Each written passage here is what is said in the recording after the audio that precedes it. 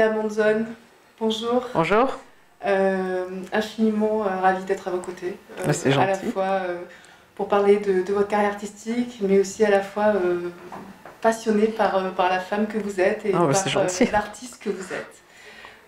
J'ai beaucoup de chance que vous puissiez m'accueillir quelques instants dans votre loge entre deux actes sur Hérodiade à l'Opéra de Marseille, dont vous êtes en rôle titre. Oui. Et on a peu de temps, donc merci infiniment.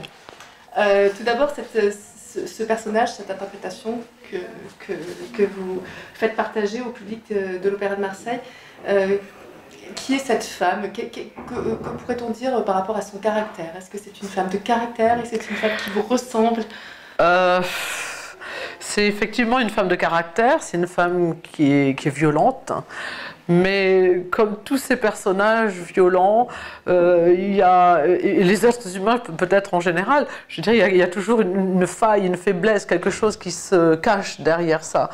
Et dans le cas d'Hérodiade, c'est une femme blessée, d'abord parce que son mari ne l'aime plus, qu'elle le sait, que d'ailleurs sa première entrée, elle sait aussi que Jean l'a humiliée devant tout le monde, le prophète Jean, dont elle demande la tête d'ailleurs, puisqu'elle vient pour ça, sa première entrée auprès de son mari Hérode.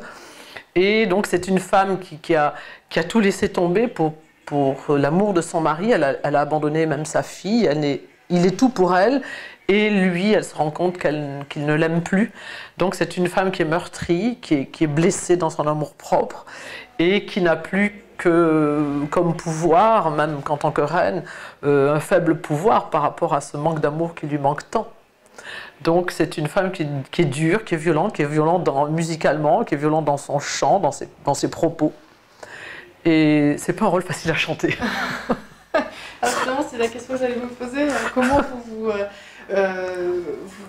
avez appréhendé ce rôle? Parce que justement, par manque d'amour, la violence est là. Oui, il faut toujours se méfier de ces personnages qui sont violents ou qui ont une passion, hein, parce qu'il y a d'autres personnages qui sont moins violents mais qui ont une passion, et il faut être très vigilant vocalement pour ne pas se jeter dessus.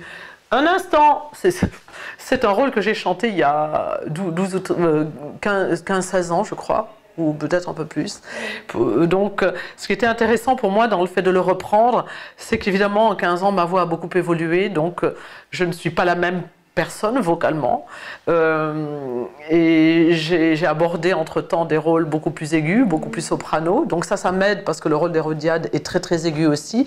C'est un rôle très ambigu parce qu'il est très très grave et très aigu, donc un vrai mezzo s'embête dans les aigus et le vrai soprano ça va s'embêter dans les graves. Donc moi je suis un peu entre les deux encore, et donc ça m'intéressait de retravailler ce personnage. Vraiment, ça m'intéressait sur le plan technique, purement technique, ça m'intéressait beaucoup.